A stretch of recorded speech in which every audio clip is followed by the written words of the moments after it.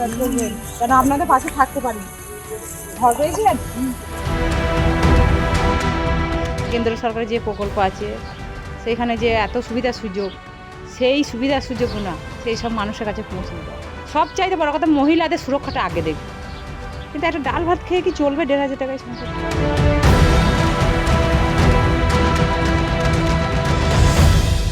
বঙ্গের রাজনীতির আঙিনায় প্রার্থী চমকে কেউ এগিয়ে থাকেন, কেউ আবার পিছিয়ে থাকেন।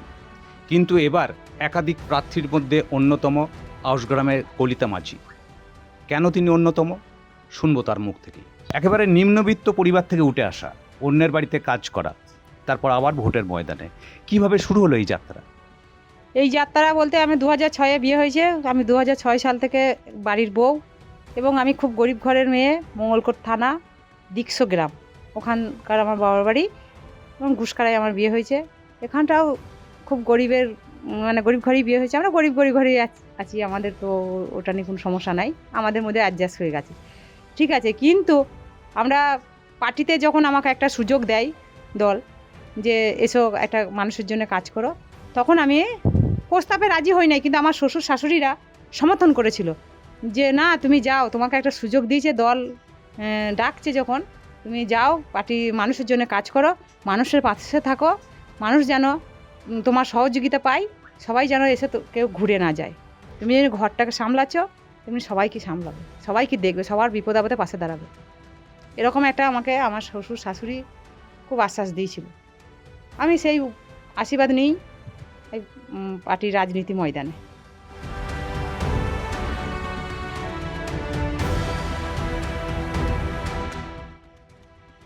হঠাৎ তখন একটু হতাশ হয়েছিলাম, খুব কান্নাকাটি কেঁদেছিলাম, মানে কথাও ঠিক করে বলতে পারছিলাম না। এরকম একটা মানে খুব এসেছিলো, চাপ এসেছিলো। তারপরে আমার পার্টির যারা সমর্থন আছেন কার্যকর্তারা, উপর লেভেল নিচে লেভেল যেখানকার সমস্ত কার্যকর্তারা ছিল, সবাই খুব সমর্থন করেছিল এবং সবাই আমাকে সাপোর্ট করেন, এখনও করছেন। তারা বলেছিল আপনার কোনো ভয় নেই, কেউ দিদি, কেউ ভাই, বোন, কেউ মানে বৌদি, এরকম করে সবাই মিলে একটা পাশে দাঁড়িয়ে থেকে বলেছিল তোমার কোনো ভয় নেই, আমরা আছি, আমরা তোমার সঙ্গে থাকবো, তোমার সুবিধা অসুবিধা আমি জানবো, তোমার কোনো চিন্তা নাই, তুমি কাজ করো, তোমার সাপোর্টে আমি আছি, থাকবো। তা ওরাই সহযোগিতা করেছিল, তাই আমি আজকে এই জায়গায়। আমি একা যে এত দূরে গেছি সেটা বলবো না, আমি সকলকে নিয়ে আমি গেছি, সকলের আশীর্বাদ নিয়ে গেছি। কলিতা মাঝির মধ্যে কি ছিল বা কি আছে যেখানে বারবার আপনার ওপরই এই এলাকায় ভরসা করছে বঙ্গের বিজেপি? দেখুন, এটাও আমার গর্বের বিষয় যে আমাকে কি দেখেছেন, কি বুঝেছেন জানি না, দল আমাকে একটা ভরসা করেছেন এবং আমাকে যে মানুষের পাশে দাঁড়াবার সুযোগ করে দিয়েছেন, এটা দেখে আমি নিজেও খুব খুশি। আউশগ্রামের মতো এলাকায় প্রায় 2.5 লক্ষ ভোটার, 14টা গ্রাম পঞ্চায়েত, ঘুষকরা পৌরসভা, এই বিস্তীর্ণ এলাকার উন্নয়ন নিয়ে কি বলবেন?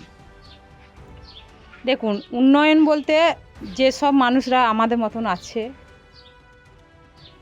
গ্রাম অঞ্চল জঙ্গলমহল এরিয়া, তাদের প্রচুর কষ্ট।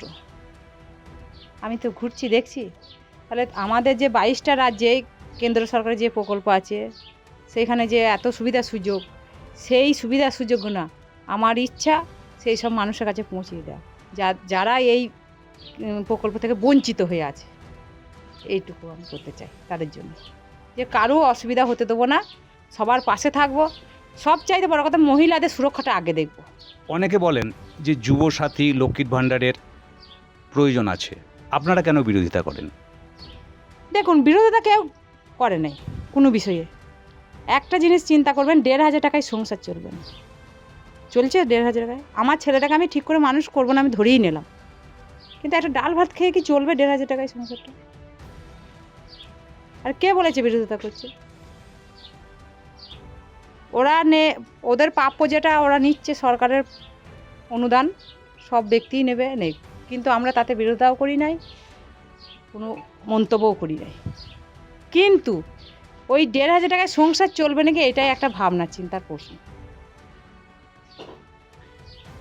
গতবার প্রায় 12,000 ভোটে পরাজয়, এবারে আবারও প্রার্থী, এবার কি আশা করছেন? এবার আমি জিতে গেছি, এটাই আমার মনে একদম দীর্ঘ বিশ্বাস জেগে গেছে, এবং মানুষের সাড়া, মানুষের আশীর্বাদ, মানুষের চাওয়া পাওয়া। তিনি বলেন লড়াইয়ের কথা, তিনি বলেন জয়ের কথা। এখন দেখার ভোট বাক্সে কে এগিয়ে থাকেন। পূর্ব বর্ধমান থেকে ধীমান রায়ের রিপোর্ট, সংবাদ প্রতিদিন.in।